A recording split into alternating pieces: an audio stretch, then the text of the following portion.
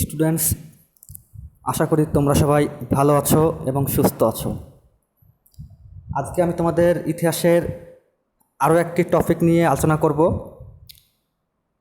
গতদিন আমরা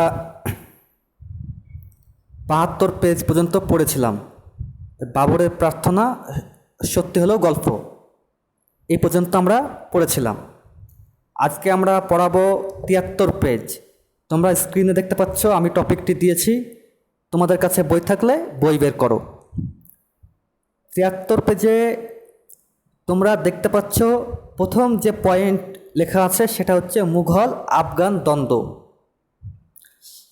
আমরা এর আগেই বলেছিলাম যে ১৫২৬ সালে পানিপথের প্রথম যুদ্ধে বাবর আফগানদের অর্থাৎ আফগান সুলতান ইব্রাহিম লোদিকে পরাস্ত করে সিংহাসনে বসেছিলেন। কিন্তু তারপরেও বাবর পুরোপুরি আফগানদের দমন করতে পারেননি। ১৫২৯ সালে ঘোগরার যুদ্ধেও আফগানরা পরাস্ত হয়, কিন্তু আফগানরা পুরোপুরি নিঃশেষ হয়ে যায়নি। হুমায়ুনের আমলেও আফগানরা কিন্তু বিভিন্নভাবে সাম্রাজ্যে ব্যাঘাত সৃষ্টি করত। তবে সে সময় ভারতের মুঘল বিরোধী দুটি শক্তি ছিল সবথেকে শক্তিশালী। একটা হচ্ছে আফগান, আর একটা হচ্ছে রাজপুত। কিন্তু এই মুঘল বিরোধী শক্তিগুলি সবসময় একজোট হয়ে যুদ্ধ করতো না। আর হুমায়ুন যখন সিংহাসনে বসেন তখন আফগানদের সুযোগ্য নেতা ছিলেন বিহারের শাসনকর্তা শের খাঁ। এই শের খানের আগের নাম ছিল ফরিদ খাঁ।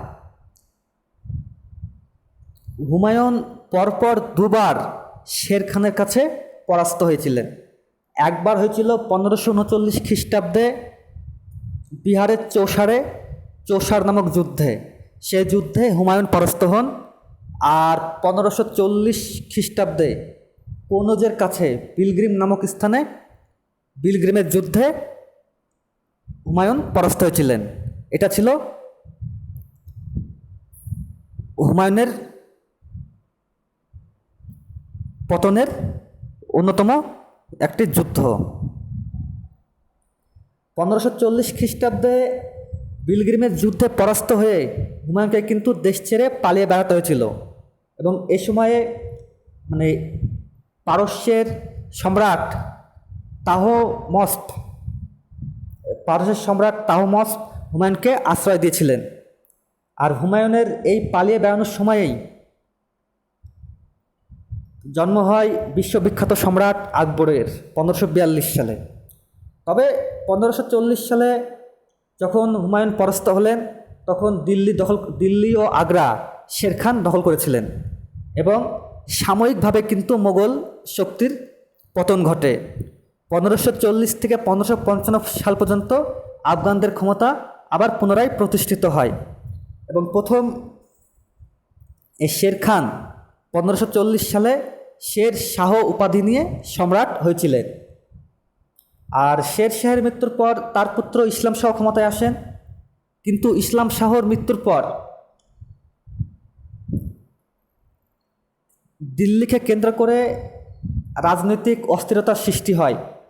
সেই সুযোগে হুমায়ুন দেশে ফিরে এসেছিলেন এবং ১৫৫৫ সালে সিরহিন্দের যুদ্ধে আফগানদের পরাস্ত করে তিনি পুনরায় মুঘল সাম্রাজ্য প্রতিষ্ঠা করেছিলেন। কিন্তু হুমায়ুন খুব বেশি দিন শাসন করতে পারেননি। ১৫৫৬ সালেই দিল্লির পুরনো কেল্লার পাঠাগারের সিঁড়ি থেকে পড়ে গিয়ে তিনি মারা যান। যাই হোক, এই ১৫৪০ থেকে ১৫৫৫ মধ্যে যে আফগান শাসন হয়েছিল তার মধ্যে শ্রেষ্ঠ শাসক ছিলেন শের শাহ। তিনি মাত্র ১৫৪০ থেকে ১৫৪৫ এই ৫ বছর রাজত্ব করেছিলেন। কিন্তু এই ৫ বছরের মধ্যে তিনি যে সমস্ত জনহিতকর এবং প্রশাসনিক কার্যাবলীর অবদান রেখে গিয়েছেন তা এক কথায় অনস্বীকার্য। তো আমরা এবার আলোচনা করব শেরশাহের শাসন সংস্কার। তোমরা বইয়ে দেখতে পাচ্ছ লেখা আছে শেরশাহের শাসন সংস্কার।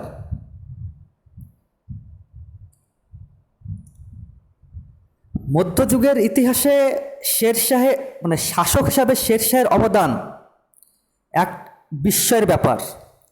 মাত্র 5 বছর রাজত্বকালে তিনি যে শাসন দক্ষতার স্বাক্ষর রেখে গিয়েছিলেন তা ঐতিহাসিকদেরকে বিস্ময়ের উদ্বেগ সৃষ্টি করে। তবে শেরশাহের যে প্রশাসনিক ব্যবস্থা, রাজস্ব ব্যবস্থা, জনহিতকর কার্যাবলী, এগুলোর সঙ্গে আলাউদ্দিন খলজি এবং তার পরবর্তী সম্রাট আকবরের সঙ্গে অনেকটাই মিল আছে। শাসন পরিচালনা ও রাজস্ব ব্যবস্থায় শেরশাহ বেশ কিছু সংস্কার করেছিলেন। যেমন প্রথমে কবুলিয়ত ও পাট্টা, প্রথম পয়েন্টটা হবে কবুলিয়ত ও পাট্টা। শেরশাহ প্রথম কবুলিয়ত ও পাট্টা প্রথা চালু করেছিলেন। শেরশাহ কৃষককে পাট্টা দিতেন। এই পাট্টায় কৃষকের নাম, জমিতে কৃষকের অধিকার, কত রাজস্ব দিতে হবে, এই সমস্ত তথ্য লেখা থাকতো। অর্থাৎ এখন যেমন আমরা দলিল, জমি কিনলে দলিল পাই, ঠিক সেভাবে সেই সময় পাট্টা ছিল। আর এই পাট্টার বদলে কৃষকও রাজস্ব দেওয়ার কথা কবুল করে কবুলিয়ত নামে আর একটি দলিল রাষ্ট্রকে দিত। এটাকে বলা হয় পাট্টা ও কবুলিয়ত। পাট্টা হচ্ছে কৃষকের নাম, জমিতে কৃষকের অধিকার, কত রাজস্ব দিতে হবে, এই সমস্ত তথ্য থাকতো। আর এই সমস্ত তথ্য পাওয়ার পর কৃষক সম্রাটকে একটা নির্দিষ্ট পরিমাণ রাজস্ব দেওয়ার জন্য কবুল করতেন। এটা ছিল কবুলিয়ত। তারপরে পয়েন্ট দেখো, যোগাযোগ ব্যবস্থার উন্নতি। যোগাযোগ ব্যবস্থার উন্নতি ঘটাতে শেরশাহ সড়কপথের উন্নতি ঘটান। তিনি বাংলার সোনারগাঁও থেকে শুরু করে উত্তর পশ্চিম সীমান্তের পেশোয়ার পর্যন্ত একটা বিশাল সড়কপথ তৈরি করেছিলেন, যেটাকে বলা হয় সড়কি আজম। পরবর্তীকালে লর্ড ডালহৌসি এই সড়কি আজমের কিছুটা সংস্কার করেছিলেন এবং এর নাম দিয়েছিলেন গ্র্যান্ড ট্রাঙ্ক রোড, যেটা এখনও ভারতে একটা বিখ্যাত রোড। এছাড়াও শেরশাহ আগ্রা থেকে যোধপুর, আগ্রা থেকে চিতোর পর্যন্ত অনেক ছোট ছোট সড়কপথ তৈরি করেছিলেন এবং লাহোর থেকে মুলতান পর্যন্ত আরও একটি রাস্তা শেরশাহ তৈরি করেছিলেন। এরপরে দেখো সরাইখানা নির্মাণ। শেরশাহ প্রত্যেক 4 মাইল অন্তর অন্তর একটি করে সরাইখানা তৈরি করেছিলেন, যেখানে দূরদেশের ক্লান্ত পথিক বা দূরদেশের যারা বণিক আছে তারা যাতে নিয়মিত আশ্রয় পায়, সেজন্য তিনি সরাইখানা তৈরি করেছিলেন। তারপরে দেখো ডাক যোগাযোগ ব্যবস্থার উন্নতি। শেরশাহের আমলে ডাক যোগাযোগ ব্যবস্থার ব্যাপক উন্নতি ঘটে এবং এই যে সরাইখানাগুলি তৈরি করেছিলেন, এই সরাইখানাগুলি কিন্তু ছিল ডাক যোগাযোগ ব্যবস্থার উন্নত মাধ্যম। প্রত্যেক সরাইখানায় তিনি ঘোড়ার মজুত রাখতেন, ঘোড়সওয়ার মজুত রাখতেন এবং প্রত্যেক সরাইখানা অন্তর অন্তর কিন্তু চিঠিপত্র আদান প্রদান হতো। তারপরে দেখো দাগ ও হুলিয়া। শেরশাহ সেনাবাহিনীর ওপর নিয়ন্ত্রণ রাখতে এবং সেনাবাহিনীর পরিচয় দেওয়ার জন্যে তিনি দাগ ও হুলিয়া ব্যবস্থা চালু করেছিলেন। এই দাগ ও হুলিয়া ব্যবস্থা কিন্তু ছিল আলাউদ্দিনের দাগ ও চেহারা, যেটা আমরা আগে পড়েছি সেই ব্যবস্থার মতোই। দাগ ছিল ঘোড়ার চিহ্নিতকরণ ব্যবস্থা, আর হুলিয়া ছিল সৈনিকদের দৈহিক বৈশিষ্ট্য লিপিবদ্ধকরণ। শেরশাহ এই সংস্কারগুলির মাধ্যমে তিনি যে শাসন দক্ষতার পরিচয় দিয়েছিলেন, সেজন্য তিনি মধ্যযুগের ইতিহাসে স্মরণীয় হয়ে থাকবেন। তাহলে আমরা শেরশাহ সংস্কার সম্বন্ধে জানলাম। তাহলে আজকে আমরা এইটুকু আলোচনা করলাম।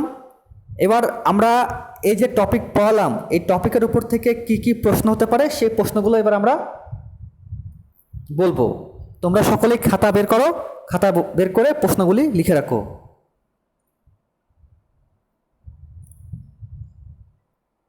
প্রথম প্রশ্ন লেখো, চৌসার যুদ্ধ কবে কাদের মধ্যে হয়েছিল? চৌসার যুদ্ধ কবে কাদের মধ্যে হয়েছিল? এর সাথেই লিখে রাখবে এই যুদ্ধে কে পরাজিত হয়েছিলেন। এই যুদ্ধে কে পরাজিত হয়েছিলেন? পূর্ণমান 2। তারপরের প্রশ্ন, বিলগ্রিমের যুদ্ধ কবে কাদের মধ্যে হয়েছিল? এর সঙ্গে লিখবে এই যুদ্ধে কে কবে পরাস্ত হয়েছিলেন। এই যুদ্ধে কে পরাস্ত হয়েছিলেন? বিলগ্রিমের যুদ্ধ কবে কাদের মধ্যে হয়েছিল? এই যুদ্ধে কে পরাস্ত হয়েছিলেন?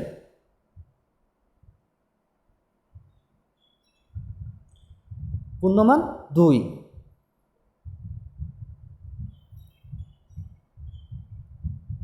তারপরের প্রশ্ন, শের খান কি উপাধি নিয়ে সম্রাট হয়েছিলেন? শের খান কি উপাধি নিয়ে সম্রাট হয়েছিলেন? এর সঙ্গে লিখবে শেরশাহের মৃত্যুর পর শের খান কি উপাধি নিয়ে সম্রাট হয়েছিলেন? পূর্ণমান 1। তারপরের প্রশ্ন, শেরশাহের মৃত্যুর পর কে দিল্লির সিংহাসনে বসেন? শেরশাহের মৃত্যুর পর কে দিল্লির সিংহাসনে বসেন? পূর্ণমান 1। তারপর কোশ্চেন, কে দিল্লির পুরানা কেল্লার পাঠাগারের সিঁড়ি থেকে পড়ে গিয়ে মারা যান? কে দিল্লির পুরানা কেল্লার পাঠাগারের সিঁড়ি থেকে পড়ে গিয়ে মারা যান? পূর্ণমান 1। তারপরের কোশ্চেন খুবই ইম্পর্টেন্ট কোশ্চেন, শেরশাহের সংস্কারগুলি আলোচনা করো। শেরশাহের সংস্কারগুলি আলোচনা করো। পূর্ণমান 8। পূর্ণমান হচ্ছে 8। তবে এই কোশ্চেনের ক্ষেত্রে 2+6 8 এভাবে আসতে পারে।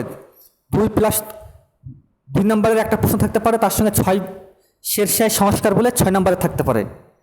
তাহলে শেরশাহ সংস্কার আলোচনা করে এই প্রশ্নটি তোমরা বড় আকারে পড়বে। এছাড়াও শেরশাহের সংস্কার থেকে অনেকগুলো প্রশ্ন আছে, শর্ট কোশ্চেন, যেটা বড় কোশ্চেন পড়াকালীনই হয়ে যাবে। যেমন প্রশ্নগুলো হচ্ছে, কবুলিয়ত ও পাট্টা কি? পাট্টা ও কবুলিয়ত কি? পূর্ণমান 2। সড়কি আজম কে তৈরি করেছিলেন?